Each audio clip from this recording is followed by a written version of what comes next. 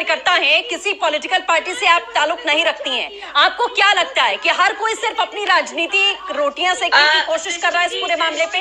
सृष्टि दी, सबसे पहले मैं एक चीज क्लियर करना चाहूंगी, जो FIR है उसमें 376D का जिक्र है, या ये धारा जो होती है ये गैंग रेप की धारा होती है जी।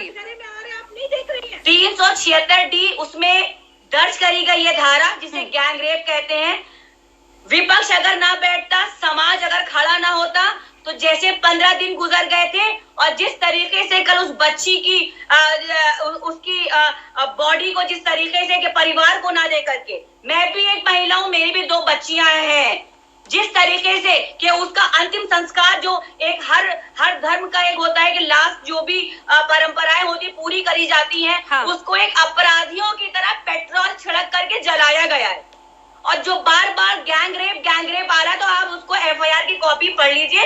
376D जो धारा होती है वो गैंग रेप की धारा होती है। जरीन, मैं आपकी बात मान रही हूँ, बिल्कुल बंद करा जाए जरीन, और सच्चाई आपकी बात मैं मान रही हूँ। मेरा सिर्फ कंसर्न इस बात का है, मेरा कंसर्न मैम इस बात का है, सुन लीजिए एक बार।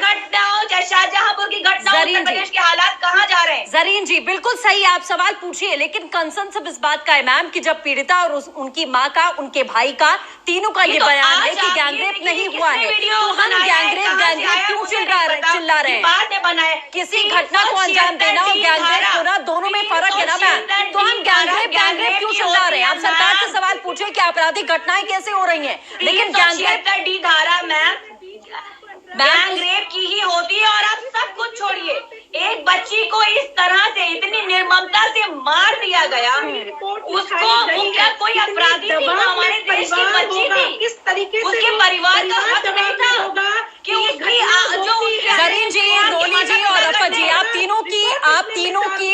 तीनों की जो फीलिंग्स हैं वही फीलिंग्स आज मेरी भी हैं। मैं खुद एक लड़की हूँ, मुझे भी लगता है कि शायद मैं सुरक्षित नहीं हूँ, लेकिन मैं सवाल सिर्फ इसलिए पूछ रही हूँ क्योंकि पीड़िता का बयान सबसे ज्यादा इंपॉर्टेंट है इसमें। पीड़िता कह रही है कि ये चीजें रोज होती थी, मैंने एक दिन उस बात का विरोध किया तो मेरा गला दबा दिया गया, मेरा गला दबाया गया, मेरे साथ में मारपीट की गई, गैंगरेप का जिक्र उस लड़की ने नहीं किया मैम, तो हम कम जिंदा थी, उसके साथ में ये सब कुछ हो गया, किसी की कोई आवाज नहीं निकली। क्या हम इंतजार करते हैं कि कोई घटना हो जाए उसके बाद में हम अपनी आवाज निकालें?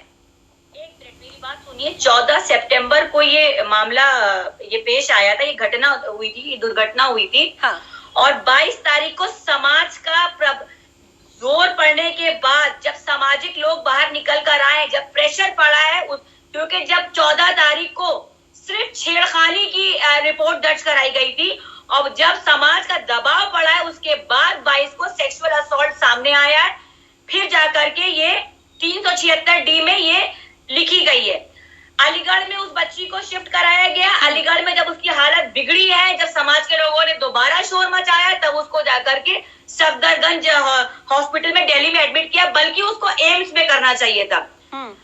इसी वजह से वो बच्ची आज हमारे बीच नहीं है। बार बार ही कहा जा रहा है कि गैंगरेप नहीं है, आपसी हम, मैं कह रही हूँ कुछ भी हो, वो बच्ची तो चली गई ना, उसकी हाँ। जान तो चली गई ना, हाँ। वो तो हमारे बीच में नहीं है। उसके परिवार की चीखें सुनिए आप, अगर उसके परिवार के लोग अगर इतने ही ज्यादा खुश हैं तो क्यों उसकी माँ जो है वो तड़प तड़प के रो रही है? क्यों उसकी बच्ची कोई अपराधी थी? इस वजह से कि उसको पेट्रोल डालकर जला दिया गया और उसके परिवार के लोग पहुंचे एम्बुलेंस के आगे और उनको लाठी डंडों से मारकर भगाया गया। उसके परिवार के लोगों ने अपने आप को बंद कर लिया, अंदर लॉक कर लिया, क्योंकि वहां पर उसका घेराव कर लिया गया था पुलिस से जाकर के। पुलिस किसके अंडर आती है? पुलिस सरकार के अंडर आती है। प्रशासन किसके अंडर आता है? सरकार के अंडर आता है, मुख्यमंत्री के अंडर आता है। तो इस टाइम बचाने की कोशिश नहीं है, गलत हुआ है तो इसका जिम्मेदार हमारे प्रदेश के मुख्यमंत्री को ही वही लेंगे, कोई और नहीं लेगा इसमें। रितु जी, गलत हुआ है, चाहे ऐसा नहीं है कि उसको हॉस्पिटल में एडमिट नहीं कराया गया, उसको ले जाया नहीं गया, उसके लिए सब कुछ पूरी कोशिशें की गई, लेकिन उसके साथ